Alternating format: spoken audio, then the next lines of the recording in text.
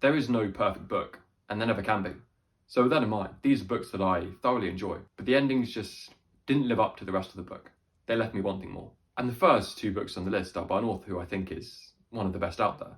And these are two of my favourite books, and that is Anna Karenina and War and Peace, both by Leo Tolstoy. The stories really just peter out. There is seemingly no real way that Tolstoy wants to end his novels. And so he adds this sort of annex, or these epilogues, which try to wrap everything up and set up the lives of the characters for where they're going into the future. For me, this is clearest with Anna Karenina, and for anyone who has read it, the Meditations by Levin, towards the end of the book. Really, it just appears to be a section where Tolstoy wants to make his philosophy and his reason for writing the novel transparent. I can see the merit and the incentive for an author to do so, but I think it detracts from the rhythm of the story. And really, in both Anna Karenina and War and Peace, they're brought to a grinding halt, and then this sort of exposition is delivered. For me, there are very clear points as to where the novel should have ended, as they're very effective and really pull at your heartstrings. And I like books which leave you with that emotional load.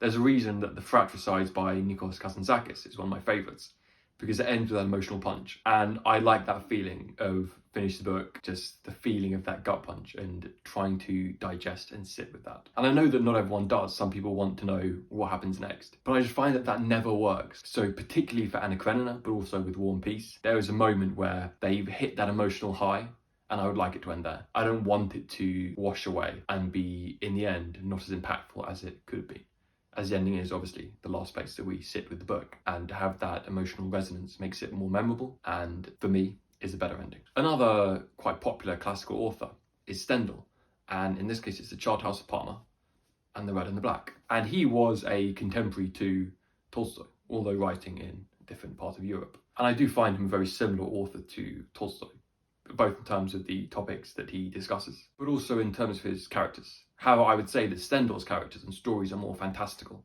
while Tolstoy's are more real in nature. That aside, Stendhal didn't really know how to write an ending. While he can tell a good story, his endings are quite amateurish. They're quite childish in their construction. And the endings of both The Charterhouse of Parma and Red and the Black are the same. And I read the Red and the Black second, and you could see the same steps that he was taking towards the ending. And you're just thinking, just don't do it. Please don't do this again. Charterhouse of Parma wasn't a good ending, but doing it a second time, it's really not a good look. So while I think Stendhal is a good writer, the endings are they're just bad. They really lack thought, lack imagination, which is perhaps to be expected considering Stendhal's background, because I believe he worked as a diplomat in the 19th century. And so he had these insights into the lives of the aristocracy and the wealthy, and so could tell that with great detail. However, when it came to constructing an ending, that's where it all was left wanting. And it's the same mentality, the want to wrap everything up and to close the story. He took a different approach to Tolstoy in terms of finishing the storylines of his characters, but unfortunately for him, no more successfully. But they're good books, a good insight into that strata of society, and also into the intrigue that takes place in the royal courts and politics in general of that period. I think Stendhal is very good at writing that, obviously from personal experience and his own career. Next is The Journey Under the Midnight Sun by Keigo Higashino. And I think this book falls foul of problems that crime thrillers in general encounter. And the problem that is you have to have this breakneck pace for the majority of the novel, these constant cliffhangers that come at the end of chapters, and an effort to maintain the levels of the reader's anticipation for what happens next. But then you have to end it. You have to bring all of that to a close, and you have to do that in a way where the pacing doesn't feel off. For crime thrillers, you only have three options. They get away, they're caught, or they die. So there's not too much room for creativity in that regard. And while I think that Higashino had a incredibly compelling story, and one that really lived up to the billing of being a thriller, I think the ending just fell flat. It happened and it was just, that's it.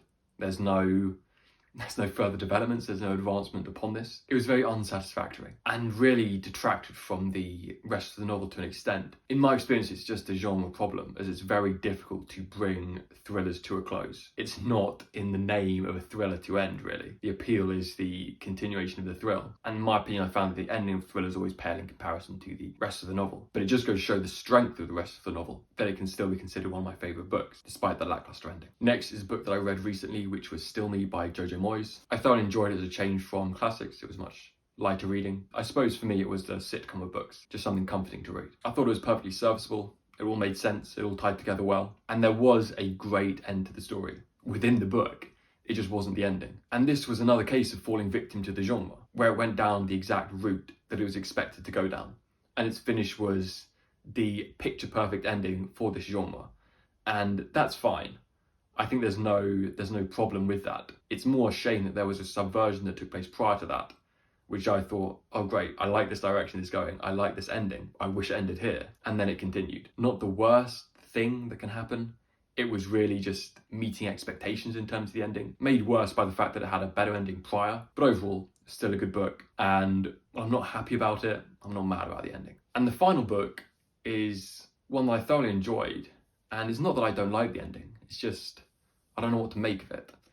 And that is The Lord of the Flies by William Golding. And I think for this it's necessary to have an idea of the plot. It's a group of children deserted on a desert island. They devolve quite quickly with no authority and no structure around them, and essentially turn into savages. The savagery and brutality of the boys is reaching a climax at the very end of the book, and is completely ended by the arrival of an authority figure, at which point the boys instantly revert to type and fall back into the expectations of society. From a literary perspective, in terms of constructing that ending, I think it's fine. It's an ending construction as though it's the first chapter of the next book, so it leaves the future events open to the reader, which I appreciate. So we have the initial story, an event which changes, and a slight glimpse into what that change leads to. So structurally, not an ending that I have any complaints over. It's more the implications of what that says. And I haven't quite worked out what I think. However, this is something which bugs me. It's an ending which really, I just think about it sometimes and what William Golding was going for. Because we have the setup that these boys, freed from society, turn into savages. And it's a similar mentality to the ideas of Thomas Hobbes, in that society tames and domesticates people. And this is alluded to obviously in the story of The Lord of the Flies. And so when the authority figure arrives, when the control arrives, everything returns to normal. But I find there to be something slightly unsettling about that idea, in that the arrival of control and authority is desired. And in this instance, in The Lord of the Flies, yes, no one is going to be complaining that the authority figure arrived and saved the lives of the boys. But the wider implications of what that says about individual needs and societal needs, and the idea of control. And control can come in two forms. It can be top down from a central authority, or it could be one that comes from peer to peer. So we would see that a lot in authoritarian states. For example, in Soviet Russia and Nazi Germany, you had the Gestapo or the KGB, but you also had people who would inform on their neighbours, or children who would inform on their parents. So you have both levels of control existing in that society. So I found that this book in particular, and this ending in particular, raised a lot of questions. And I'm not sure where I'm going with that, because in many ways the thought-provoking nature of the ending makes it good. And the first time of reading I thought that it was very good. However, it was the implications of it and the message, I suppose, behind it, if any. And of course you don't want to overthink too much and apply too much to the author. Perhaps it was constructed in that way merely from a creative standpoint. But nevertheless, a book always has implications. A book always has a message and a philosophy, even if the author isn't actively putting one forward. They can't present ideas that they've never thought of.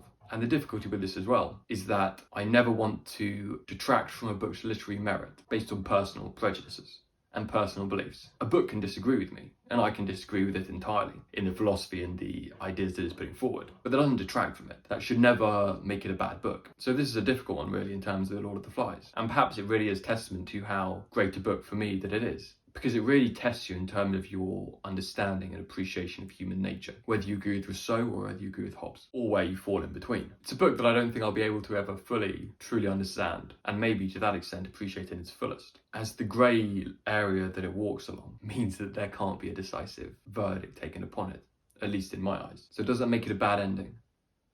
I don't know. It was one that confused me. Maybe a bad ending for me in terms of the effect it had on me. It's still something that even now, even talking through it, I don't know where I stand. I can't fully align my thoughts on it. So perhaps bad isn't the most appropriate term for this ending, but rather a difficult one or a challenging one. And whether that falls on good or bad, I suppose that's up to the reader and what they're looking for in the book. The implications that it has are almost impossible to go through and come to a clear answer upon. Yes, freedom on the surface is good, but if it leads to what the boys end up doing on the island, is it? And yes, control is necessary. It put an end to the violence and the division that had taken place on the island. But when it goes too far, as it has done in real life, where does it go then? So we have this dichotomous presentation within the book, and no clear answer. And sometimes I wish, just give me the clear answer. Maybe going back to what it was in Anna Karenina, with Levin clearly laying out the philosophy of Tolstoy, so it was apparent to every reader what was going on in the book and what the book was about. And I said that I didn't like that. And now we come to William Golding's Lord of the Flies, where there is no clear answer. Perhaps this wasn't even a question that William Golding intentionally asked. It was just one that came up in my mind and has bugged me ever since. Is that a bad ending? I don't know. Are they both? I don't know. Maybe I just can't be pleased. I'm going to keep thinking about Lord of the Flies, and I'll see you in the next one.